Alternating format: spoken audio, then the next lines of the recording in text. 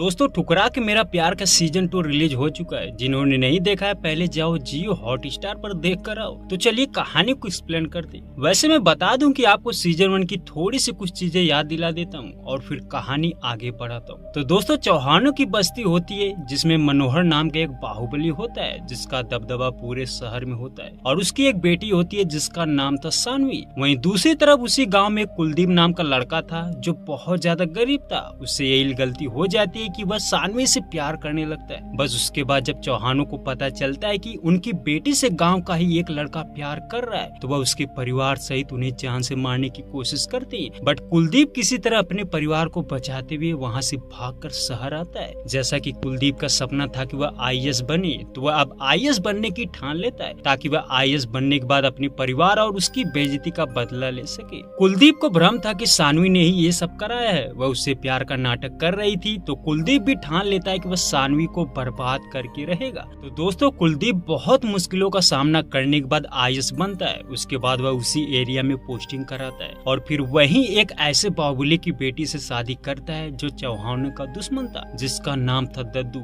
अब दोस्तों कुलदीप भले ही चौहानों से बदला लेना चाहता था बट उसकी आड़ में कहीं न कहीं सारा कांड दद्दू कर रहा था और उसका सारा इल्जाम कुलदीप पर आता था। तो कुछ इस तरह सानवी के पिता और भाई और पति की जान चली जाती है। सानवी को लगता है कि ये सब कुलदीप ने किया है तो सानवी भी अपने पिता और पति का बदला लेने की कसम खा जाती है। इसी बीच कुलदीप को उसकी मौसी बताती है कि सानवी ने उसे धोखा नहीं दिया था बल्कि उसने उसकी जान बचाने के लिए सब कुछ किया था और तो और वह जिन पैसों से आईएएस बना है ना वह सानवी ही भेजा करती थी। अब यहाँ पर पहली बार कुलदीप को सारी सच्चाई पता चलती है। ये जानकर उसके पैरों तले जमीन खिसक जाती है। वह समझ चुका था कि उससे बहुत बड़ी गलती हो गई है। तो दोस्तों अब सीजन 2 में आइए देखते हैं कि सानवी आखिर अपने पति और पिता का बदला लेने के लिए क्या क्या करती है। तो दोस्तों कहानी की शुरुआत हम सानवी को देखते हैं जो अपने पति का अंतिम संस्कार कर रही थी। वह यहीं पर कसम खाती है कि अब वह अपने दुश्मनों को छोड़ेगी नहीं। वहीं दूसरी तरफ जब कुलदीप को सानवी की असली सच्चाई पता चलती है तो वह काफी ज्यादा गिल्ट में था।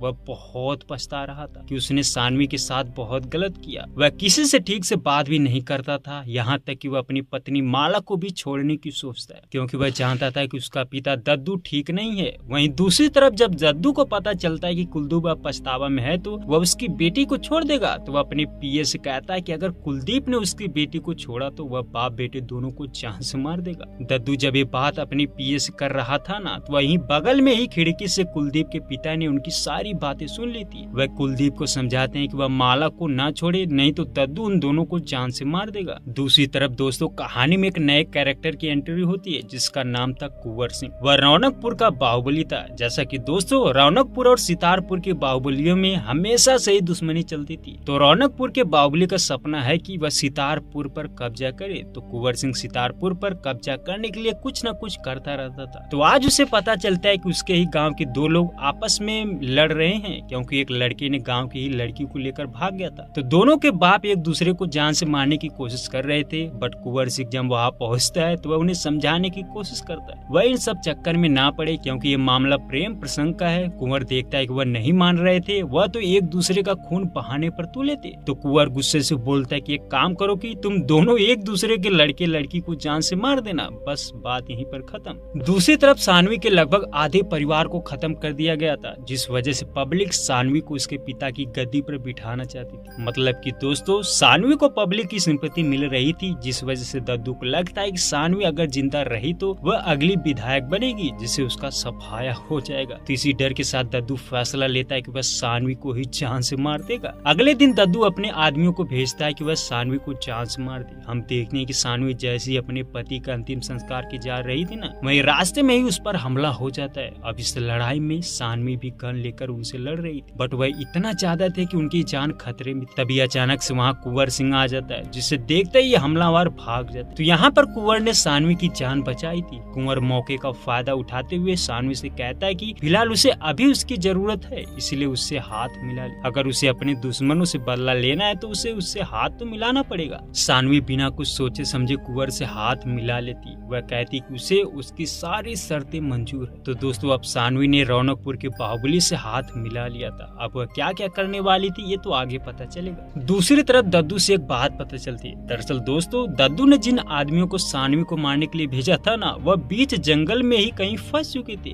मतलब कि उन्होंने सानवी पर हमला नहीं किया। दद्दू कंफ्यूज था कि जब उन्हीं के आदमियों ने सानवी पर हमला नहीं किया तो फिर ये नया दुश्मन कौन आ गया जो सानवी पर हमला किया था। अब दोस्तों इस बात से आप अंदाजा लगा सकते हैं कि ये सब प्लान कुंवर का था। उसने ही सानवी पर हमला कराया ताकि उससे हाथ मिला सके। वेल जो भी हो, फर्स्ट एपिसोड तो यहीं पर खत्म कर दिया जाता है। सेकंड एपिसोड की शुरुआत में हम देखते हैं कि कुलदीप माला से ठीक से बात नहीं कर रहा था। वही माला बार बार उससे कोशिश कर रही थी कि वह उससे बात करे, बट कुलदीप उससे बात तक नहीं करता। उसके बजाय वह खुद दरवाजे में लॉक कर लेता है। वही माला को लगता है कि कुलदीप कुछ उल्टा सीधा ना कर ले, जिस वजह से वह घबरा जाती है और तुरंत अपने पिता को कॉल करके वहाँ पर बुला लेती है। दद्दू जब वहाँ पहुँचता है तो वह जैसे तैसे दरवाजा खुलवाता है। उसके बाद यहाँ पर एक फैसला लिया जाता है। दरअसल दोस्तों कुलदीप एक चाल चलता है। वह दद्दू के मन की बात कहता है। उसका कहना था कि वह सानवी से नफरत करता है, वह उसे पूरी तरह से बर्बाद करना चाहता है। अब ये सुनते ही दद्दू बहुत खुश होता है। वह तुरंत कुलदीप से वादा करता है कि वह टेंशन ना ले, वह सिर्फ अपने काम पर ध्यान दे, वह खुद सानवी से बदला लेगा। कुलदीप का कहना था कि सानवी को जान से मारना नहीं है बल्कि उसे सिर्फ बर्बाद करना है। दद्दू भी वादा करता है कि ठीक है, वह सानवी को पूरी तरह बर्बाद कर देगा। तो दोस्तों दद्दू ने भले ही कुलदीप से वादा किया था कि वह सानवी को जान से नहीं मारेगा, सिर्फ बर्बाद करेगा, बट उसे कहीं न कहीं कुलदीप की बातों पर शक था, जिस वजह से वह फैसला लेता है कि वह सानवी को जान से मार देगा। दूसरी तरफ हम चौहानों के एक दुश्मन को देखते हैं जिसका नाम था भौरी। वह फिलहाल इस समय जेल में बंद था। भौरी के भाई को चौहानों ने जान से मार दिया था, जिस वजह से वह बदला लेने के लिए तड़प रहा था। वह दरोगा चौबे से कहता है कि किसी तरह वह यहाँ से उसे बाहर निकाल दे, वह उसका एहसान कभी भी नहीं भूलेगा। वहीं चौबे की बात करे तो वह भी चौहानों को बर्बादी चाहता था, इसलिए वह कहता है कि तुम टेंशन ना लो, तुम्हें कल छोड़ दिया जाएगा। अब भौरी यहाँ पर कसम खाता है कि वह सानवी और उसके भाई को जान से मार देगा। दूसरी तरफ सानवी पर एक बार फिर से हमला होता है। रात को उसके घर के अंदर कुछ गुंडे घुस आए थे, बट सानवी बड़ी ही बहादुरी से उनसे लड़ती है। उसके बाद वह रात को ही चौबे को कॉल करती है, बट वह अगली सुबह आता है, जिस वजह से सानवी को बहुत बुरा लगता है। वह उससे कहती है कि उन्हें उसकी जरूरत नहीं है, वह अपना ख्याल खुद रख लेंगे। इतने में वहाँ कुंवर सिंह की एंट्री होती है।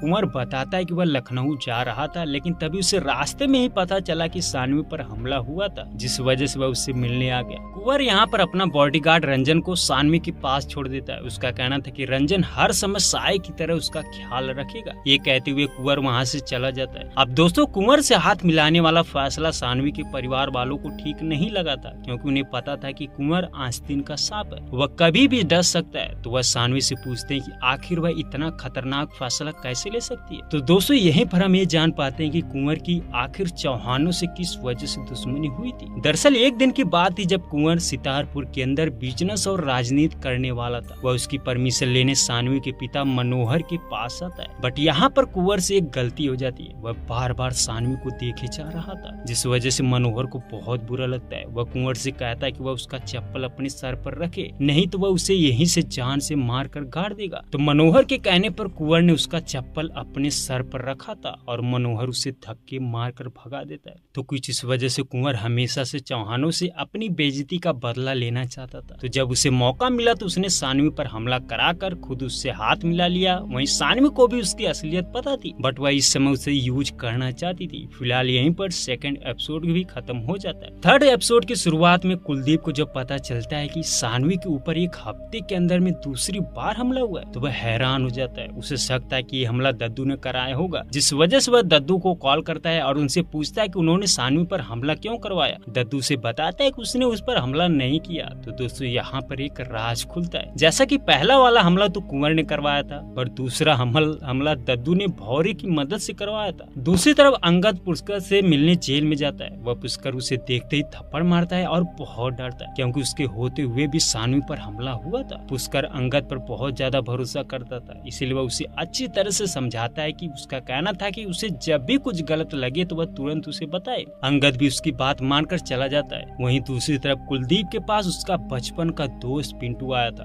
दरअसल कुलदीप के पिता को जब लगता है कि कुलदीप बहुत उदास रहता है, तो वह उसको खुश रखने के लिए पिंटू को बुला लिया था। कुलदीप जब पिंटू को देखता है तो वह बहुत खुश होता है। वह उससे कुछ बातें करता है, बट कहीं न कहीं कुलदीप सानवी की वजह से परेशान था। वहीं पिंटू नोटिस कर पाता है कि कुछ तो जरूर बात है। वह इस बारे में कुलदीप से पूछता है। कुलदीप सानवी से माफी मांगना चाहता था, बट उसकी हिम्मत नहीं हो रही थी, इसलिए वह पिंटू से कहता है कि वह सानवी से मिले और उसे बताए कि कुलदीप उससे मिलना चाहता है। पिंटू भी उससे मिलाने को तैयार हो जाता है। वहीं दूसरी तरफ कुंवर का बॉडीगार्ड रंजन सानवी को गल चलाने की ट्रेनिंग दे रहा था। उसके बाद रात को ही पिंटू चुपके से सानवी के घर में घुसने की कोशिश करता है, बट उसे रंजन पकड़ लेता है। पिंटू बताता है कि वह सानवी का दोस्त है। तभी इतने में सानवी वहाँ पर आ जाती है। वह पिंटू को देखकर बहुत खुश होती है। पिंटू अब उसे सारी बातें बताता है। उसका कहना था कि कुलदीप उससे एक बार मिलना चाहता है, उसे अपने किए पर पछतावा है। वहीं सानवी को जब पता चलता है कि पिंटू को कुलदीप ने भेजा है तो वह उसे जाने को बोलती है, जिससे ही समझ आता है कि सानवी भले ही कुलदीप से प्यार करती थी, बट अब भी उसकी मोहब्बत नफरत में बदल चुकी थी। वह किसी तरह अपने पिता का बदला लेना चाहती। तभी उसी रात पता चलता है कि अंगद दद्दू से मिलने गया था। वह उसे खबर देने गया था कि सानवी के साथ हमेशा कुंवर का बॉडीगार्ड मौजूद रहता है, इसलिए उसे मारना आसान नहीं है। तो दोस्तों, अंगद जब दद्दू से मुलाकात कर रहा था तो रात को किसी ने उसकी तस्वीर खींच ली थी और अगली सुबह सानवी को चिट्ठी और मैसेज के जरिए पता चलता है कि असली गद्दार कोई और नहीं बल्कि उसके ही घर में अपना अंगद है। सानवी को ये भी पता चल चुका था कि उसके पति को मारने वाला कुलदीप नहीं बल्कि अंगद ही था। वह उन्हें बहाना बनाकर लेकर गया था और जान से मारकर नदी में फेंक दिया। तो अब सानवी को अंगद की असलियत पता चल चुकी। फिलहाल वह अभी कुछ नहीं बोलती, वह मौके की तलाश में थी। दूसरी तरफ कुलदीप सानवी से मिलने के लिए तड़प रहा था, इसलिए वह रात को ही पिंटू को लेकर उसके घर मिलने चला जाता है। हालांकि वह अंदर नहीं जाता, वह दोनों गेट पर खड़ा होकर सोच रहे थे। इतने में चौहानों के आदमी उन्हें देख लेते हैं। कुलदीप वहाँ से भागने लगता है। वही रंजन और उसके साथी उनका पीछा करने लगते हैं और कुछ दूर जाने के बाद वह कुलदीप को पकड़ लेते हैं। बट जैसे उन्हें पता चलता है कि ये तो डीएम साहब है तो उनकी हवा टाइट हो जाती। कुलदीप का कहना था कि उनकी गाड़ी वहीं पर खराब हो गई थी, इसलिए वह गेट के पास रुके थे। अब दोस्तों, रंजन को पता चल चुका था कि कुलदीप कुछ तो करने आया था। वह सारी बातें सानवी को बताता है तो सानवी को भी मालूम चल चुका था कि कुलदीप उससे मिलने की कोशिश कर रहा है। दूसरी तरफ दद्दू कुंवर से मिलने जाता है। वह दोनों आपस में फैसला लेते हैं कि वह जेल में ही पुष्कर को खत्म कर देंगे। कुंवर सानवी को पाना चाहता था तो वहीं दद्दू तो सितारपुर पर राज करना चाहता था, तो दोनों कुछ इस वजह से हाथ मिला लेते। दूसरी तरफ रात को सानवी अंगद को खाने पर बुलाती है। सानवी आज उसकी पोल खोल देती है। वह उसे उसकी असलियत दिखाने के लिए कुछ वीडियो दिखाती है जिसमें उन्होंने दद्दू के साथ चौहानों को खत्म करने का वादा किया था। सानवी बहुत ज्यादा गुस्से में थी। वह उसे बहुत मारती है और कहती है कि वह चाहती है कि उसे जान से मार दे, बट वह अभी ऐसा नहीं करेगी। सानवी उससे कहती है कि उसे उसका कुत्ता बनकर रहना पड़ेगा।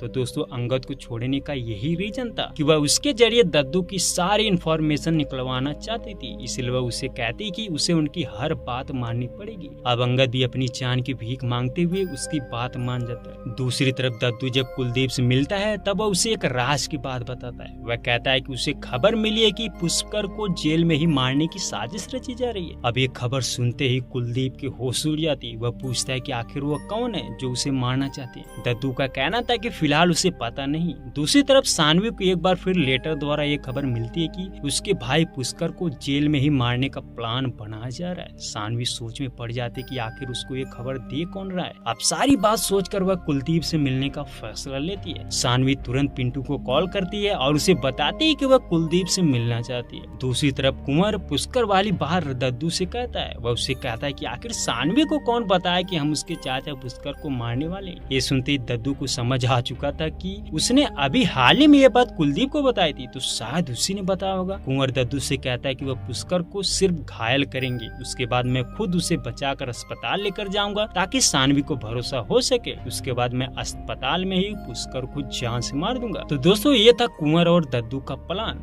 दूसरी तरफ कुलदीप और सानवी उसी जगह मिलते हैं जहाँ वह पहले मिला करते थे। कुलदीप जैसे ही सानवी के पास आता है तो सानवी उसके ऊपर गन तान लेती है। मतलब कि दोस्तों, वह तो उसे मारने का फैसला ले चुकी थी। तो दोस्तों, यहीं पर 4th एपिसोड को खत्म कर दिया जाता है। तो दोस्तों, बाकी की कहानी जैसे जैसे एपिसोड रिलीज करा जाएगा वैसे वैसे आगे बढ़ेगी। वीडियो पसंद आए तो लाइक जरूर करना।